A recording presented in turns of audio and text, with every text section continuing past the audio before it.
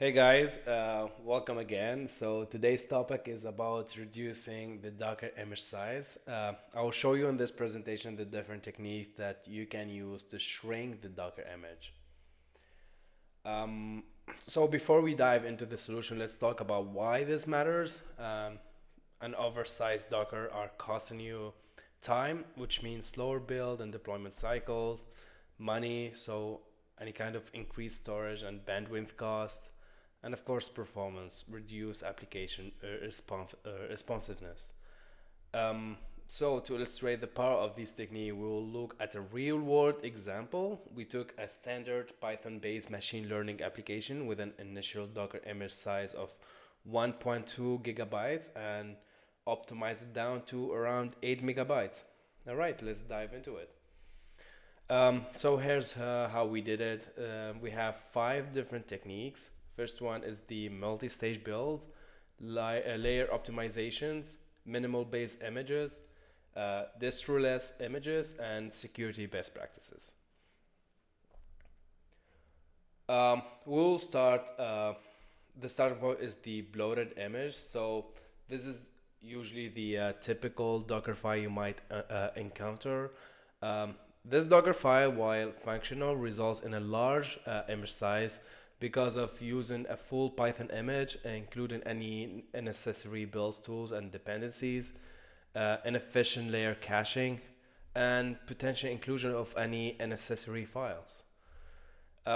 So multi-stage builds are a very powerful technique to dramatically reduce the final Docker image size.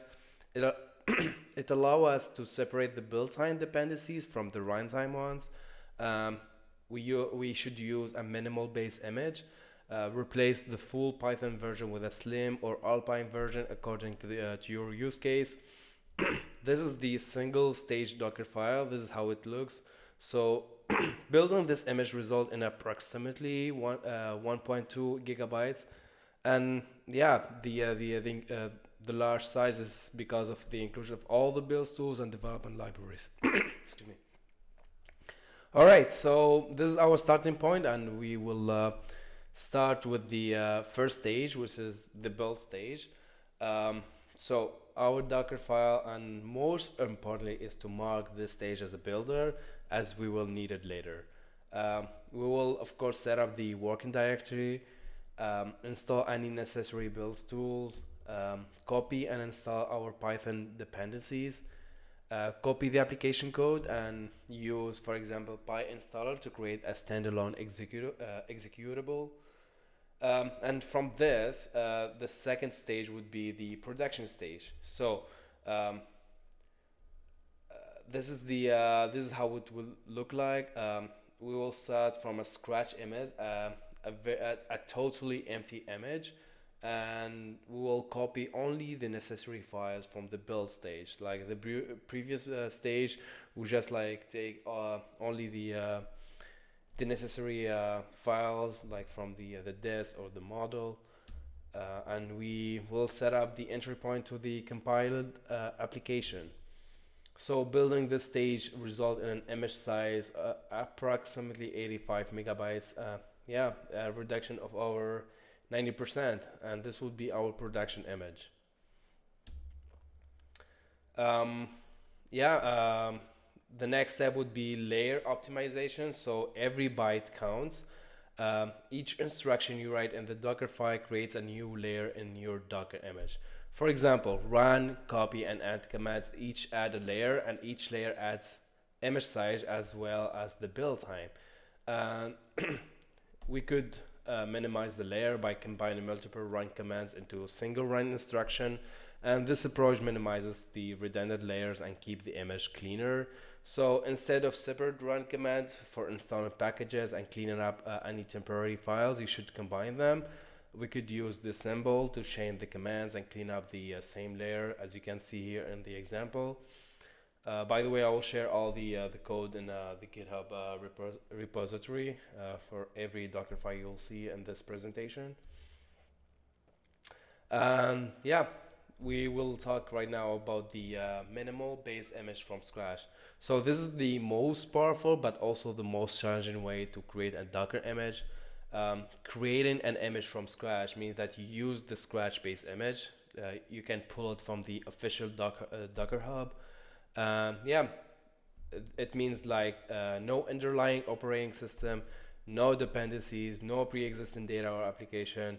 So yeah, think of it as like an empty storage disk, and you have to populate it with data because there's nothing in it. And whatever you put in it will contribute to its size, but this does mean that you need any dependency or supporting application or tools you will need it to install on the image yourself. And this can be very useful in two scenarios. So the first one, when you want to create your own base image.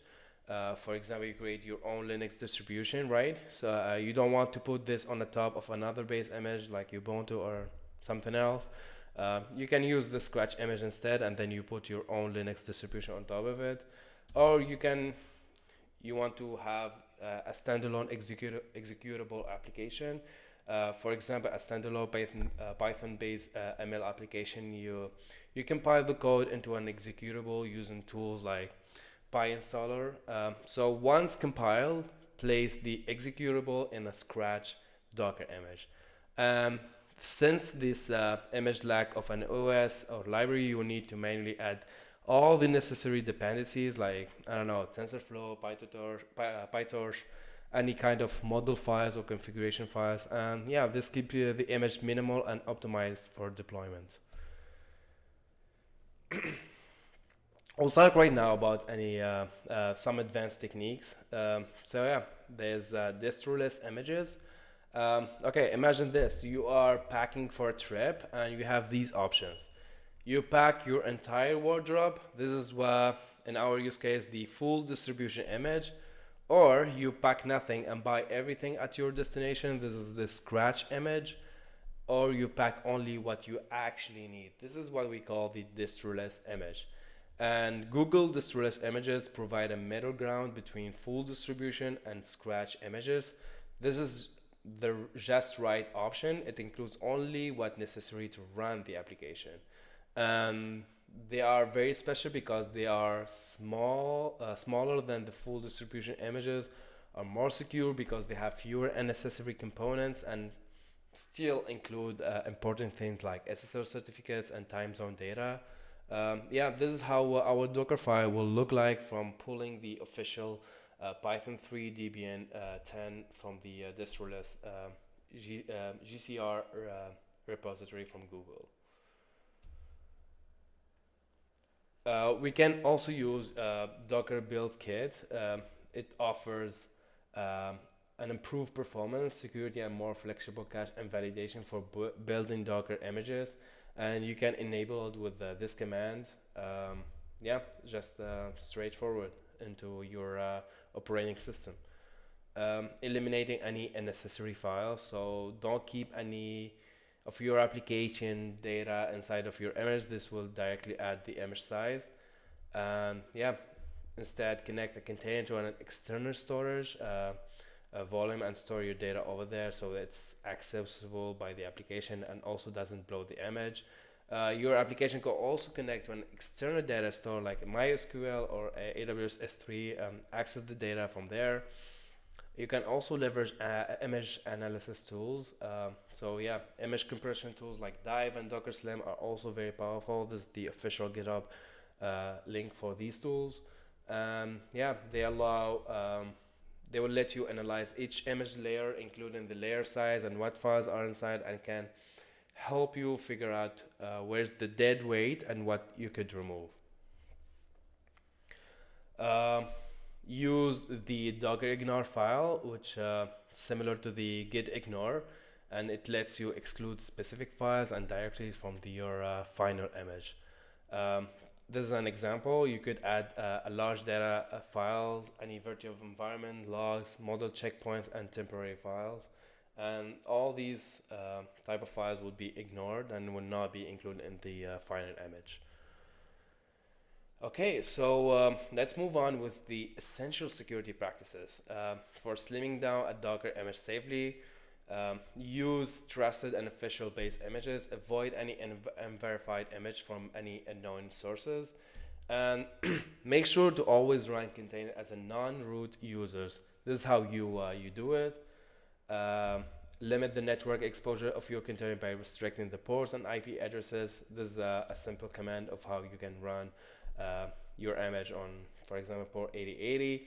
Um, Regularly scan your Docker image for known vulnerabilities. You can consider a tool like Trivi, or there's this command with Docker, so you can scan your image.